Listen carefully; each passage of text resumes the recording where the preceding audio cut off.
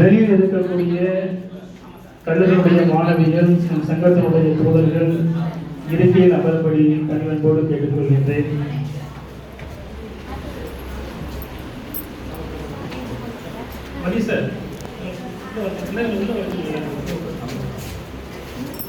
அழகாகிறது நமது வாழ்வு என்ற வாழ்வியல் சிந்தனைகளோடு மன்னார்குடி தமிழ்ச்சங்கம் சார்பாக நடைபெற்றுக் கொண்டிருக்கக்கூடிய உலக புத்தக தின விழாவிற்கு நம்முடைய அன்பான அழைப்பை ஏற்று வருகை புரிந்திருக்கக்கூடிய மன்னையின் முன்னாள் நகரமன்ற தலைவர் மரியாதைக்குரிய சகோதரி திருமதி சுரா அன்புச்செல்வன் பிஎல் அவர்களே,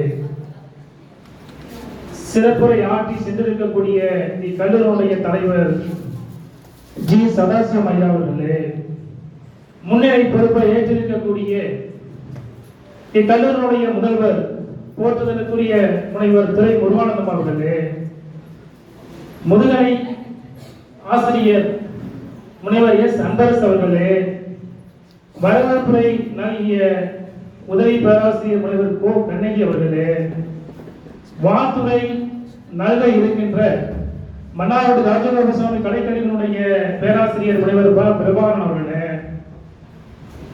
நாகப்பட்டினம் கல்லூரியினுடைய பேராசிரியர் முனைவர் கார்த்திகா மணிகண்டன் அவர்களே, தமிழ்ச்சங்கத்தினுடைய நிகழ்வு சட்ட ஆலோசகர் திரு கா வேல்முருகன் அவர்களே, திருக்காட்டுப்பள்ளியினுடைய ஆங்கிலத்துறை தலைவர் அன்பிற்கினிய முனைவர் கோ ஆகாஷ் அவர்களே, ராபியம்மாள் கலைக்கல்லூரியினுடைய தமிழ்துறை தலைவர் முனைவர் வெற்றிச்செல்வி அவர்களே, முனைவர் சர்மலா அவர்களே, இக்கல்லூரியினுடைய மாணவிகளே, இறுதியில் நன்றி உரை ஆற்றியிருக்கின்ற தீரன் பயிற்றுனர் பயிற்சி பள்ளியினுடைய பயிற்சியாளர் அன்பிற்கினிய சத்தியசீரன் உள்ளிட்ட அத்தனை நல்ல உள்ளங்களுக்கும் என்னுடைய பணிவன்பான வணக்கத்தினை உடற்கள் தெரிவித்துக் கொள்கிறேன்.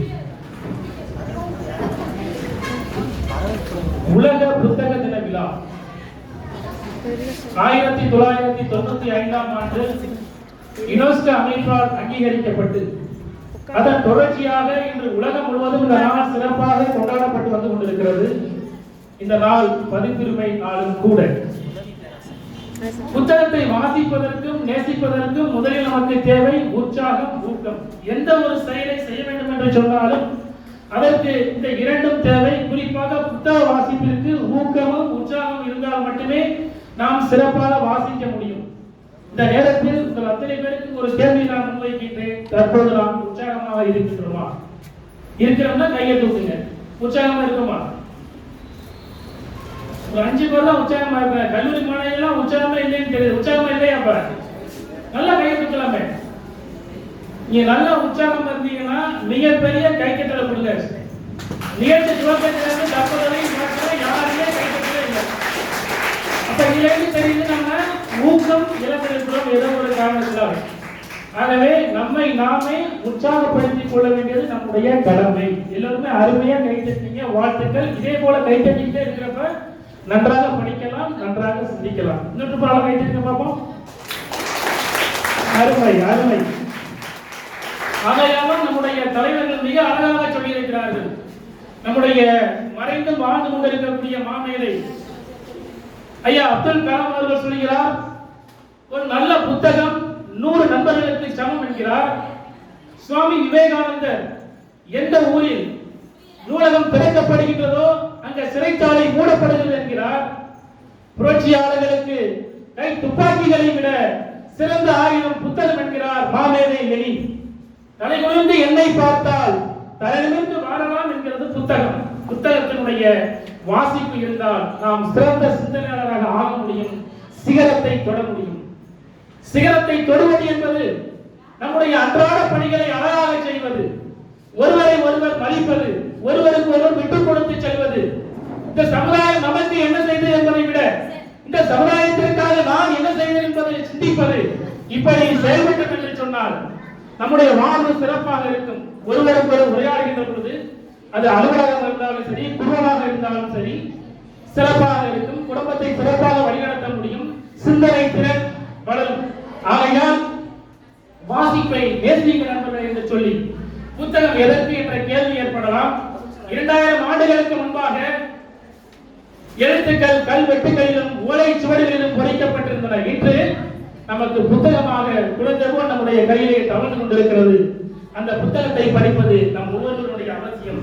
மன்னார்குடி தமிழ்ச்சங்கத்தின் சார்பாக புத்தகத்தை வெளியிட வேண்டும் என்ற நோக்கத்தோடு கடந்த ஆண்டு 100 தலைவர்களை பற்றி 100 தமிழ் ஆசிரியர்கள், தமிழ் அறிஞர்கள் ஆய்வு செய்து அந்த கட்டுரையானது முறைப்படி அசிஸ் வேர்ல்ட் ரெக்கார்ட் அமைப்பால் அங்கீகரிக்கப்பட்டு கடந்த ஆண்டு மன்னார்குடி தமிழ்ச்சங்கத்தின் சார்பாக அந்த புத்தகம் வெளியிடப்பட்டது. அந்த புத்தகம் வெளியிட்ட பிறகுதான் என்னால் உணர்ந்து கொள்ள முடிந்தது இந்த புத்தகத்திற்கு பின்னால், வெளிவருவதற்கு பின்னால் எத்தனை வழிகள் இருக்கின்றன, எத்தனை பேர் அதற்காக பணியாற்றி கொண்டிருந்தார்கள். இப்பொழுதெல்லாம் புத்தகத்தை கையில் அணுகின்ற பொழுது அதன் மீது மிகுந்த மதிப்பு மரியாதையும் கூடுகின்றது. ஏனென்று சொன்னால் அதற்காக உழைத்த பொழுதுதான், அதற்காக பணியாற்றிய பொழுதுதான், அதற்காக எழுத்தாளர்கள் எவ்வளவு நேரத்தை எடுத்துக் கொண்டிருக்கிறார்கள், அதற்காக பின்னணியில் எத்தனை பேர் பாடுபட்டிருக்கிறார் என்ற சிந்தனை ஏற்பட்டிருக்கிறது. ஆகவே புத்தகத்தை நேசிங்க நண்பர்களே. நம்முடைய ரவீந்திரநாத் தாகூர் தேசிய கீதத்தை இயற்றியவர். அவருடைய பிறந்தநாள் என்று அவருடைய சகோதரர் அவருக்கு பரிசை வழங்க வேண்டும் என்ற எண்ணத்திலே அவருடைய அறைக்கு செல்கிறார். இரவு நேரத்தில் கதவை திறந்து பரிசை வைப்பதற்காக உள்ளே செல்லுகின்ற பொழுது பார்த்தால் மிகப்பெரிய ஆச்சரியம். ரவீந்திரநாத் தாகூர் அவர்கள் தரையில் படுத்திருக்கிறார். புத்தகங்கள் அனைத்தும் மேலையில் இருந்திருக்கின்றன. சிந்தித்து பாருங்கள் நண்பர்களே, எப்படியெல்லாம் நம்முடைய தலைவர்கள் நேசித்திருக்கிறார்கள் என்று. பேரறிஞர் அண்ணா அவர்களை ஒரு முறை ஒரு நபர் தொடர்பு கொண்டு தங்களை சந்திக்க நாங்கள் வர வேண்டும், தற்போது நேரம் கிடைக்குமா என்று கேட்டிருக்கிறார்கள். வாருங்கள், என்னிடம் தற்போது 4 பேர் என்னை சுற்றி இருக்கிறார்கள், இருந்தாலும் பரவாயில்லை வாருங்கள் என்றிருக்கிறார். அந்த நபர் என்ற சென்றவுடன் நபர்கள் மனிதர்கள் யாருமே இல்லை. எங்கே 4 புத்தகங்கள் தான் அவரை சுற்றி இருந்திருக்கின்றன.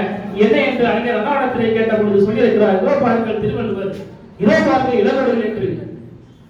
அதே போல நம்முடைய பாரதி, எட்டயபுரத்து கவிஞர் பாரதியை அழைக்கின்றார்.